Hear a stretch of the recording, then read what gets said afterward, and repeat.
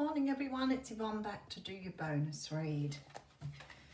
Okie dokie, let's give this, I'm going to use the Wild Unknown Tarot for this reading. Alright.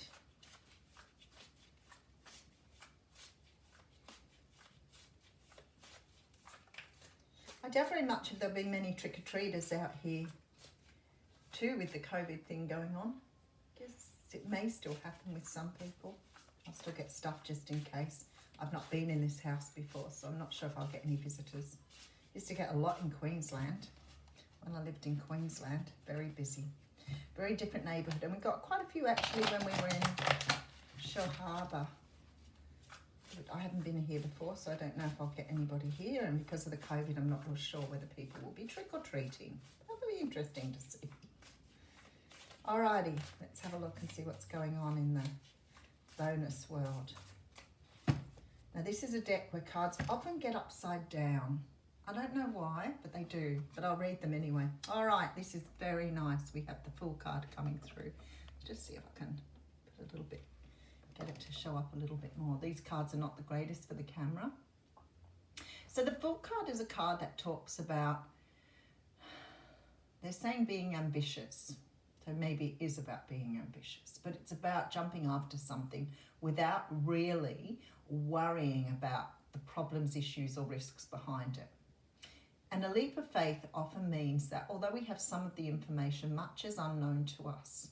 So we may be jumping into something here that we're not 100% sure is going to be right for us, but we're willing to give it a go. We have a gut feeling here and we're going for it. So the full card is very much about, you know, not really understanding, not really worrying about the risks of it, but being able to sort of go towards something because we think it's a great opportunity.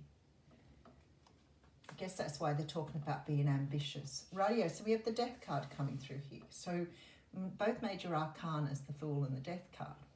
The Death card is about leaving something behind, which would make sense with the Fool card there. So it's like, you're leaving something behind, you're allowing something to go, you're allowing or you're letting go of something here that no longer serves you. And you're taking this big jump into the unknown.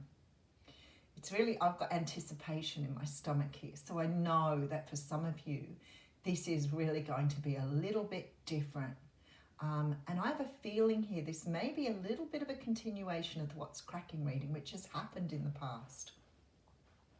So maybe letting go of something, releasing something, is saying to you, this is a trip into the unknown now because you've been so used to holding on to something and not allowing it to go. And now you're finally releasing something. Life is going to look very, very different here. All right, so we have the Queen of Pentacles coming through here.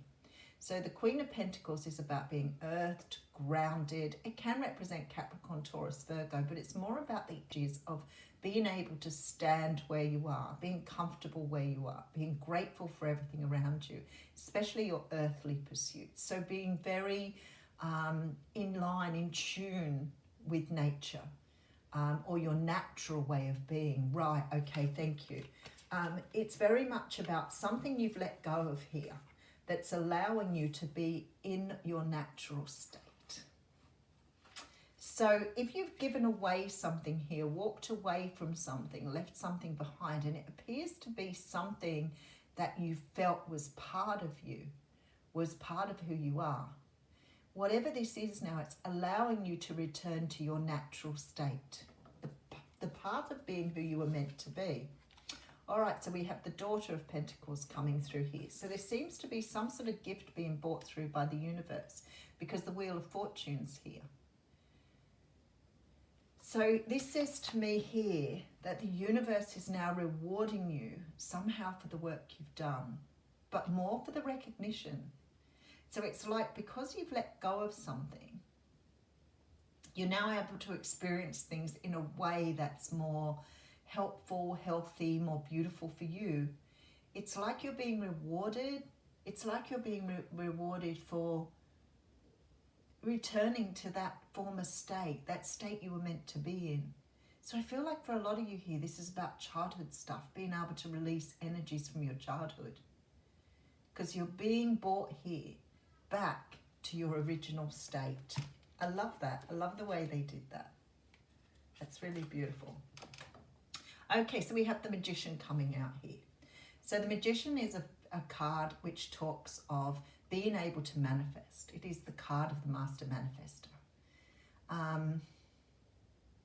Sometimes we don't realize the powers that lie within us. And that's what the Magician's all about. It's about understanding that you have all of the things, all of the elements you need to be able to create. But sometimes we're sort of so ingrained, bound, sort of caught up in you know, what we're meant to be, or caught up in the ego, caught up in that energy of who we are, that we forget who we are. That's a little confusing.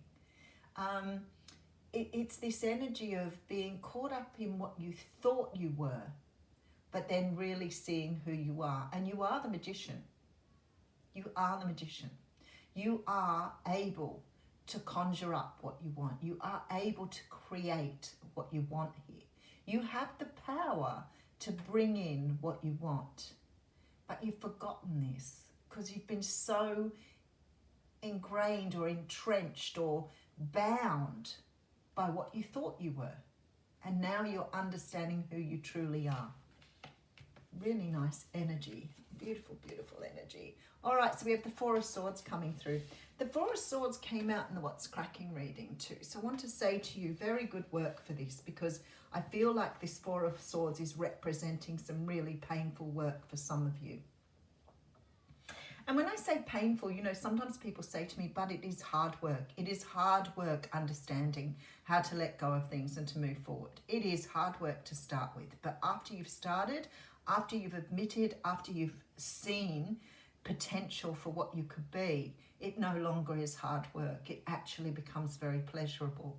But I always say to people, there's no going back. Once you start to unravel who you are and you start to discard your ego or those parts of your ego that don't serve you, then there is this really, really beautiful energy of being able to, you know, fully immerse yourself in who you're meant to be. And you know, the thing is, we grow up with, you know, so many ideas of being deficient. We have these ideas that we can't do this and we can't do that, and this won't happen for me, and I can't have this. We grow up with that. So by the time we're adults, we're completely convinced that life is just not going to give us what we want. You know, that we can't have those things we've dreamed about. And people tell you, don't they? Oh, you can't have the fairy tale. That's just a fairy tale that doesn't exist. Well, I know people in positions of power who were told that. So, let's keep going. All right, so we have the Son of Pentacles coming through. A lot of Pentacles energy in these readings this morning. All right, and we have the Chariot card coming through here. So, this energy of the Chariot talks about moving forward. And we've seen a lot of Chariot cards in the readings, especially in the last few days. It's the representative card of Cancer. And I feel now, and I felt this yesterday, the reason it's coming through so much at the moment is because many of us are getting back in touch with our feelings. We're understanding how our ego has kept us back from truly experiencing life as it was from birth, when you felt every feeling, when you felt every emotion, when you felt. Because most people get trapped in their mind. They get trapped in the thinking. I don't know why that happens. It's something to do with the ego. It's something to do with the ego energy, where you're constantly in your head thinking about things rather than feeling them. And so many people say to me, I can't feel my intuition. And I say to them, if you go back to the beginning and you do the inner child work and you start to work yourself through things, then you will understand how your feelings have got numbed by the mind, numbed by the ego. And once you start to feel your feelings, your intuition is part of your feelings. It's part of your imagination. It's part of who you are at a very core level. It's still there. Your intuition is still there. but you learn to deny it because your ego tries to keep you safe. So what you feel isn't always acknowledged. And I feel this is why we're seeing this Cancer card, this Chariot, so much lately. Well, there you go. We have the Nine of Cups coming through again. So there's a lot of wish fulfillment in these readings lately. So it's somehow or another, Daughter of Swords coming through here, helping you to realize the truth here. Daughter of Cups. Now, for many of you, this is about, you know, being able to really walk into the things you want in life now. It's about getting the opportunities that you weren't getting before. If you truly are doing the work, then there's doors opening here you never realized what would open for you. I love the flippy tummy that comes through with these readings. I really do. Okay, so we have the Seven of Swords coming through here. You've been denying yourself something. Three of Cups. Wow, with the Nine of Wands here. No, that's the Six of Wands. Oh, wow. Okay, you have a victory card here. This is the card of victory. All right, I'm going right into my feelings now to read this because I feel like you need to hear this much more intuitively. You have been in denial here. You have been totally in denial. You've been asleep. You've been asleep because you were taught to be asleep. This is the Matrix card for me. This is like the unawareness, the unseen, the unfelt, the Matrix. And what you're doing here with this Nine of Cups is you're unplugging yourself from that Matrix. And the Matrix is the ego. It's what we are conditioned for. I don't think anybody realised how potent that movie really was, actually. It was still a good action movie, so I guess if you're watching it for the action, it was pretty cool. But this is about unplugging yourself from the Matrix. It's unplugging yourself from what you thought you were meant to be, which has always felt uncomfortable for everybody. This idea, you know, this feeling of being a slave to something. Waking up every day with that hole in the pit of your belly, wondering what was missing from your life and wanting to fill that hole with whatever you could get, whether it be alcohol, drugs, sex, unrequited love, obsession, codependency. You filled that hole. You filled that hole with everything you could get your hands on because you didn't feel satisfied with yourself. And I feel like many of you now are understanding that the greater feeling of being fulfilled by life itself and being able to fill that hole with self-love. And once you get to the point where you can fill it with self-love, then you start to become more fulfilled on your journey. This is you doing just that. You're moving forward here. You're understanding now you're self-fulfilled, that you are bringing in the things that you knew that were there for you in your future, the things you visualized. There's a great deal of energy here of things being offered to you now that you didn't think you would ever have an opportunity for. You are the Magician. You can fulfill your destiny. You can fulfill whatever you want to fulfill here. Nothing is going to be closed to you anymore. Those doors will not be closed in your face. Those opportunities will not fall over because you're becoming something really beautiful. Do you think that card wanted to come out? Did anybody see that? I have to get it because I think it was meant to come out, but I can't see it. Oh, it's under the chair. Wow, good job, Spirit. There were two. I love that. Somebody said to me the other day, you hardly get any jumpers. And I was like, no, I don't get a lot of jumpers, but when they jump, I take note. All right, so I want to read both of these to you because they're obviously very important. This card here says you are good enough. So I want you to take that in here because you may have lived a life where you felt 95, 85% of what your true potential was. And that is a full moon in Virgo. Beautiful. All right, let's get onto this book. Full moon in Virgo.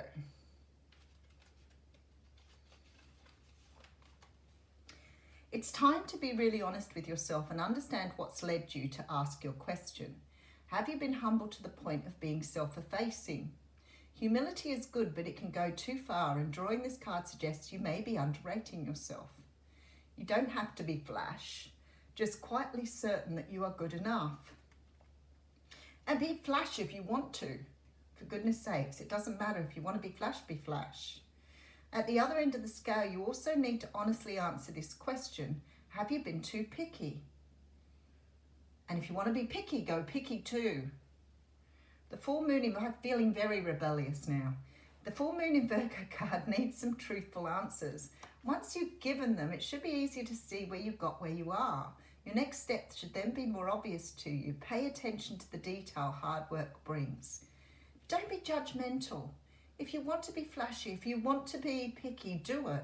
Just be true to who you are. That's the difference. Don't try to be something you're not. Find the balance between the cosmic and the mundane in your daily life.